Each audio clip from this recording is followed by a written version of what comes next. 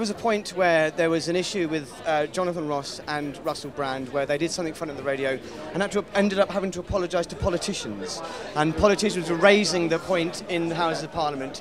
And then Alan Carr made a joke at an award ceremony, and again politicians stepped in. And recently the guys in Top Gear have made a joke which has upset people.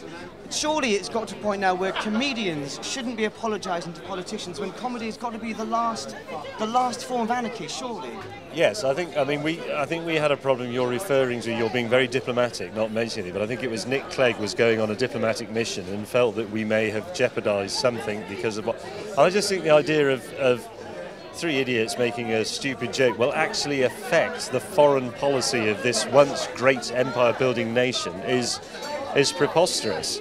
I mean, it's nice that people think that jokes are influential, and I hope jokes are, but I don't know. I think the danger, I suppose, is that if the impact and the repercussions of jokes are taken seriously, even in the corridors of Whitehall and what have you, then humour may stop being funny, for one thing, but it also may, as you say, it may no longer seem anarchic on the street and at the cutting edge. It will become part of the establishment. That was the whole birth of alternative comedy, where really comedians were the last anarchists there were. Music had sort of tamed down a bit, yeah. And the comedy is there. Comedy is like, again, it's a personal opinion, but all of a sudden now comedians and people on television are having to apologise for jokes that are made, and it just seems a bit wrong.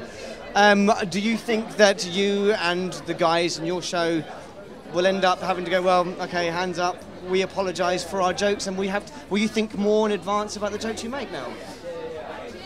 When you shouldn't, I have to say, I think you shouldn't. Okay, this is a sensitive issue that I'm supposed to avoid, but I'll say sorry now. If I've been unduly offensive, that wasn't the intention, of course not. Does it mean people think more carefully? I sort of hope not, really, because comedy, certainly what I think of as modern comedy, that is sort of stand-up, alternative stuff, slightly surreal stuff, it has to sort of exist at the edge and occasionally step over it to know not what's acceptable. Acceptability isn't the issue, it's what's actually funny.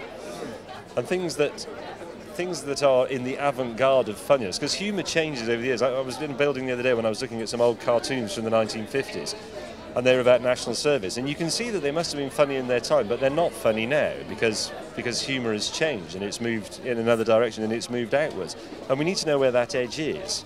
And in the process, a few people get slightly offended or purport to be offended.